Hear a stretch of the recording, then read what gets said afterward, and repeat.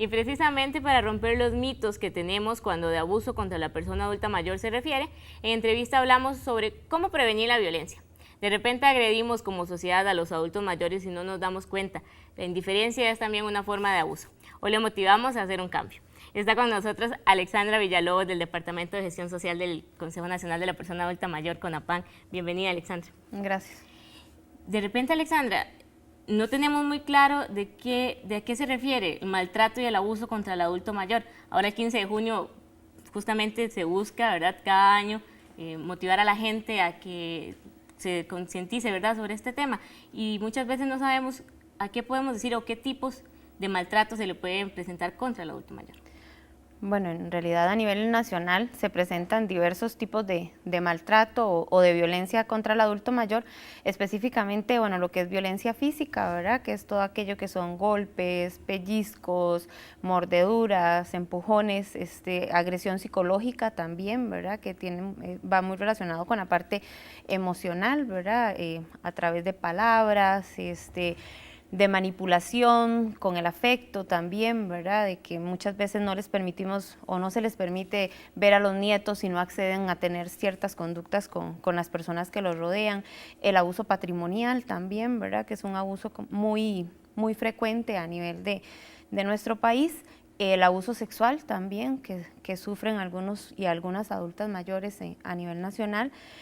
Y pues abuso institucional y abuso a nivel estructural, ¿verdad?, de la sociedad en general, ¿verdad? O sea, se puede decir que una gran mayoría de personas adultas mayores sufren algún tipo de violencia y desdichadamente en la mayoría de los casos es en el seno de sus hogares, ¿verdad? El abandono, como ustedes mencionaban hace un momento, la indiferencia, el no tomar en cuenta las necesidades del adulto mayor también es un tipo de maltrato o de violencia, ¿verdad? La negligencia a responder a las necesidades que el adulto mayor pueda presentar a nivel físico, a nivel emocional, ¿verdad? Muchas veces también eso que usted mencionaba, ¿verdad?, es en los mismos hogares, porque estamos acostumbrados a, qué sé yo, a denunciar la violencia que presentan contra otras personas fuera de la casa, ¿verdad? Y decimos que son los delincuentes, que de repente nos asaltan, que es una persona violenta que está fuera de la casa.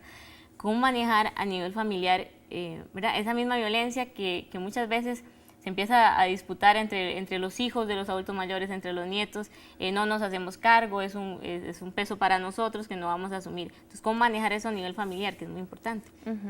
Bueno, la ley o la ley con la que se cuenta en el país, que es la ley 7935, que es la ley integral para la persona adulta mayor, establece, ¿verdad?, los diferentes tipos de violencia y también establece la posibilidad de que los adultos mayores y la sociedad en general solicite medidas de protección a favor de las personas adultas mayores, ¿verdad?, que eso sí es importante tal vez hacer énfasis en que en casos de violencia hacia adultos mayores cualquier persona puede presentar la denuncia, no necesariamente tiene que ser él o la adulta mayor la que vaya al juzgado a solicitar medidas de protección, ¿verdad?, porque a veces para los adultos mayores es bastante complicado denunciar a un hijo, denunciar a un nieto, que tal vez son las personas que de alguna u otra manera le brindan algún tipo de cuidado o solventan algunas necesidades económicas que ellos puedan tener, ¿verdad? Entonces, cualquier persona puede presentar la denuncia ante una situación de abuso o maltrato, ¿verdad? Y sí, desgraciadamente, es mayoritariamente en el núcleo familiar donde la situación se da, donde ya después de que en la mayoría de los casos los adultos mayores en su época de juventud brindaron todos los cuidados, cuando llegan a esta etapa para muchas familias se convierten en una carga y en muchos casos los dejan abandonados en los hospitales, ¿verdad?, donde llegan y los depositan y simplemente la familia da una dirección o un número de teléfono falso y desaparece.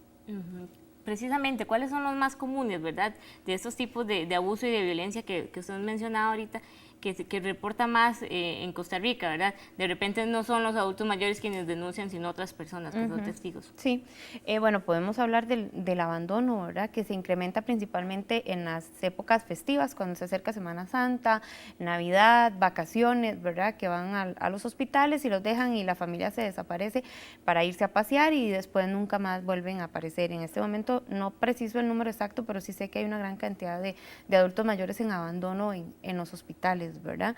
La violencia patrimonial es una de las tipos de violencia también que se da muchísimo, que tiene que ver con todo lo que son los bienes materiales que poseen los adultos mayores, ¿verdad? Tal vez podríamos de repente, precisamente eso, explicar a la gente, ¿verdad? Porque muchas veces creemos que es hurtarles de una manera, ¿verdad? Como más, pero explicar más bien que no dejar que la persona pueda hacer el uso del dinero de su pensión es también violencia. Entonces, nos encontramos en este tipo de violencia patrimonial precisamente eso, ¿verdad? Hijos o nietos que se adueñan con la excusa de que como ya el adulto mayor tal vez no puede salir, entonces yo voy, le retiro la pensión, pero cuando vengo no le doy toda la pensión, sino que le doy solo una parte del dinero porque se parte de que por sí como es adulto mayor ya no tiene muchas necesidades, entonces el dinero me lo dejo yo, ¿verdad? Ya eso es violencia patrimonial, el adulto mayor tiene todo el derecho de decidir en qué quiere gastar su dinero, ¿verdad? Lo mismo el manejo de propiedades, nos encontramos situaciones donde un hijo o algún familiar logra, con engaños en la mayoría de los casos, lograr que el adulto mayor le firme un documento donde le está donando todo las propiedades que tiene. En muchos casos el adulto mayor no se deja ni tan siquiera el usufructo de la propiedad, ¿verdad? Entonces cuando nos damos cuenta, simple y sencillamente desalojan al adulto mayor porque ya no es propietario del bien inmueble que tenía. En otros casos el adulto mayor se deja el usufructo y le da la casa o un terreno a la persona y le dice que es en pago para que lo cuide.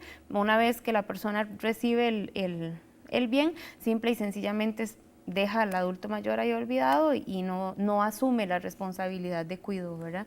Y, por ejemplo, cuando el adulto mayor, ya sea por una enfermedad, qué sé yo, una demencia, ¿verdad?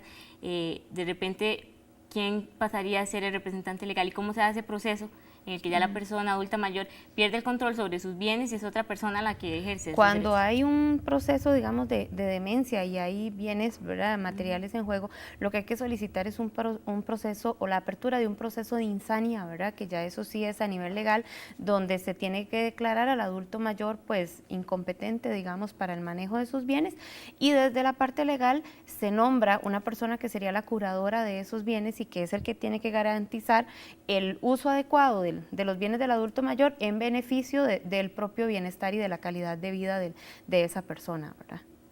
Ahora para el 15 de junio, ¿verdad? Justamente es el día en el que se conmemora y se trata de hacer conciencia sobre el maltrato y el abuso que se da en la vejez. Va creciendo la población que es adulta mayor y cada vez, ¿verdad? Va a ser un grosor mayor de la sociedad que tiene más de 65 años. Desde el CONAPAN, ¿verdad?, como órgano competente en este caso en el Estado de este tema, ¿cómo podemos llamar a la gente también para hacer conciencia sobre este tema? Muchas veces como yo no soy adulto mayor, entonces no me preocupo, pero cada vez vamos a ser más los adultos mayores y menos los cuidadores.